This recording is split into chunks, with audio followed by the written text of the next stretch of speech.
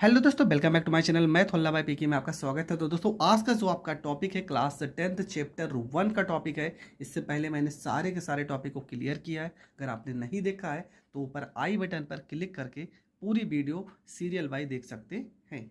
तो आपका जो आज प्रश्न है वो है ऊष्माक्षेपी और ऊष्माशोषी अभिक्रियाएं। तो पहला हेडिंग क्या लिखा है? ऊष्माक्षेपी अभिक्रियाएं।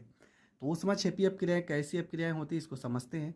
सबसे पहली चीज़ क्या, इसका डिफिनेशन क्या लिखा है कि वह रासायनिक अभिक्रिया जिसमें ऊष्मा निकलती है, ठीक है, जिसमें ऊष्मा निकलती है या निर्मुक्त होती है, तो ऐसी अभिक्रिया को ऊष्माक्षेपी अपक्रिया कहते हैं। बस इतना आपको लिखना है कि ऐसी अपक्रिया जिसमें ऊष्मा निकलती है तो ऐसी अपक्रिया को ऊष्माक्षेपी अपक्रिया कहते हैं।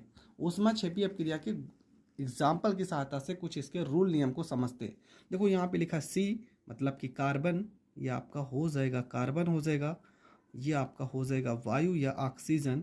अगर इन दोनों को आपस में क्रिया कराते तो बनेगा CO2 मतलब कि कार्बन डाइऑक्साइड, कार्बन डाइऑक्साइड, और साथ में कुछ ना कुछ ऊष्मा निकलेगी।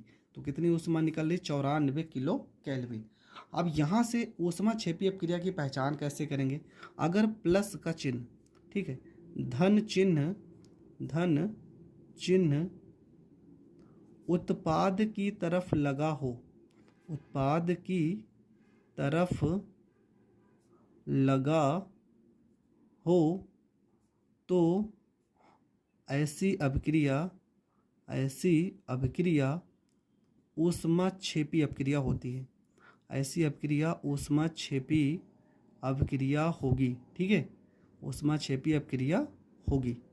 ये चीज़ आपको पता होना चाहिए कि जब हम कार्बन को वायु के साथ क्रिया कराते हैं तो कार्बन डाइऑक्साइड तो बनेगा ही बनेगा और साथ में कुछ ना कुछ ऊष्मा भी निकलेगी। तो मान लेते हैं कि 94 किलो केल्विन ऊष्मा निकली है। अगर इस तरह का रिएक्शन लिखा होगा, प्लस का निशान इधर लगा होगा और यहाँ पर ऊष्मा ही लिखा हो, मान लो कहीं कहीं पर ऐसे प्लस लगा होगा और यहाँ पे सिर्फ ऊष्मा लिखा होगा, तब भी हम समझ जाएंगे कि ये कौन सी अपक्रिया है? ऊष्माक्षेपी अपक्रिया है। एक रिएक्शन और समझ लेते हैं। देखो यहाँ पे क्या लिखा है, यहाँ पे लिखा है ग्लूकोज प्लस में जल क्रिया कराएंगे तो 6 कार्बन डाइऑक्साइड के अणु बनेंगे, 6 जल के अणु, और कुछ ना कुछ ऊष्मा या ऊर्जा उत्पन्न होगी, ठीक है, या तो ऊष्मा या ऊर्जा उत्पन्न होगी। ये आपका हो जाएगा ग्लूकोज हो जाएगा, ये आपका हो जाएगा ग्लूकोज, ये आपका हो गया जल हो गया। यहाँ तो कार्बन डाइऑक्साइड है और ये भी जल है, और कुछ ना कुछ ऊष्मा या ऊर्जा उत्पन्न होगी। अब यहाँ पर भी देखो प्लस का निशान है, तो देखो प्लस का निशान अगर उत्पाद की तरफ लगा होगा तब हम समझ जाएंगे ऊष्माक्षेपी अपक्रिया है। अब इसी रिएक्शन को, जैसे ऊपर वाले रिएक्शन को हम इस तरह से भी लिख सकते हैं, C प्लस में O2, और ये देखो प्लस 94 किलो कैलोरी है ना, देखो यहाँ पे प्लस 94 है, इसको अगर इस साइड भेजेंगे तो क्या हो जाएगा? माइनस में 94 किलो कैलोरी, और यहाँ बन जाएगा CO2 बन जाएगा। अगर इस तरह से भी लिखा होगा तब भी ये आपका एग्जाम्पल गलत नहीं होगा। ये जो 94 किलो कैलोरी है, अगर उत्पाद की तरफ लिखेंगे तो प्लस के साथ, अभिकारक की तरफ लिखेंगे तो माइनस के साथ। तो यहाँ लिख भी दे रहे हैं, यदि अभिक्रिया में ऊष्मा, या इसे ऊर्जा भी हम कह सकते हैं, ऊर्जा अभिकारक की तरफ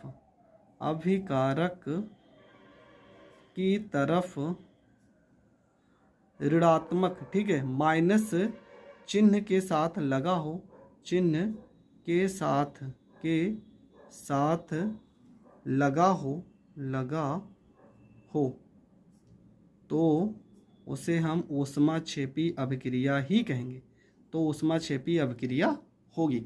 दो चीज़ें मुझे यहाँ समझानी थी। पहली चीज़ क्या कि माइनस का चिन्ह अगर उत्पाद की तरफ लगा होगा तब भी आपकी ऊष्माक्षेपी अपक्रिया होगी, और माइनस का चिन्ह अगर अभिकारक की तरफ माइनस के साथ में लगा होगा तब भी ये आपकी ऊष्माक्षेपी अपक्रिया होगी। अगला देखते हैं क्या है। अगला आपका है ऊष्माशोषी अपक्रिया। अब ऊष्माशोषी अपक्रिया का डिफिनेशन क्या होगा? सेम उसी का उल्टा हो जाएगा।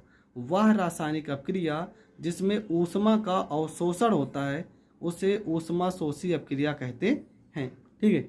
वह रासायनिक अपक्रिया जिसमें क्या होता है? ऊष्मा का अवशोषण होता है, तो उसे हम ऊष्माशोषी अपक्रिया कहते हैं। उसमें क्या होता था? ऊष्मा निकलती थी, और यहाँ पे ऊष्मा का क्या होगा? अवशोषण होगा, तो ऐसी अपक्रिया को ऊष्मा शोषी अपक्रिया कहते हैं। जैसे यहाँ पे लिखा N2 प्लस में O2 बनेगा क्या, देखो N भी 2 है, O भी 2 है, तो बनेगा 2NO और साथ में 45 किलो कैलोरी ऊष्मा का क्या होगा, अवशोषण होगा, इसलिए यहाँ पे माइनस का चिन्ह लगा। इसी चीज़ को आप ऐसे भी लिख सकते हो, N2 प्लस में O2 माइनस है, इसको इधर भेजोगे, प्लस में 45 किलो कैलोरी और यहाँ हो जाएगा आपका 2NO। यहाँ पे इस तरह से भी लिख सकते हो। यहाँ पे दूसरा आपका रिएक्शन क्या हो जाएगा, C प्लस में 2S बनेगा क्या, CH2 carbon disulphide minus 20,000 kilo calorie. इसको आप इस तरह से लिख सकते हो, C प्लस में 2S माइनस को इस साइड भेजोगे, प्लस में यहाँ पे 20,000 हो जाएगा और यहाँ पे हो जाएगा CH2 हो जाएगा। इसका नाम क्या है, तो इसका नाम है कार्बन डाइसल्फाइड, कार्बन डाइसल्फाइड, ठीक है। इसका नाम क्या है, नाइट्रस ऑक्साइड, या नाइट्रोजन या ऑक्सीजन या कार्बन, और ये आपका हो जाएगा सल्फर। यहाँ पे 2 पॉइंट हम लिख दे रहे हैं, ठीक है। अगर उत्पाद की तरफ ऋणात्मक, ठीक है, ऋणात्मक चिन्ह लगा हो तो ऊष्मा शोषी अपक्रिया होगी, तो ऊष्मा शोषी अभिक्रिया होगी, ठीक है, अभिक्रिया होगी। दूसरी पॉइंट क्या है कि अभिकारक की तरफ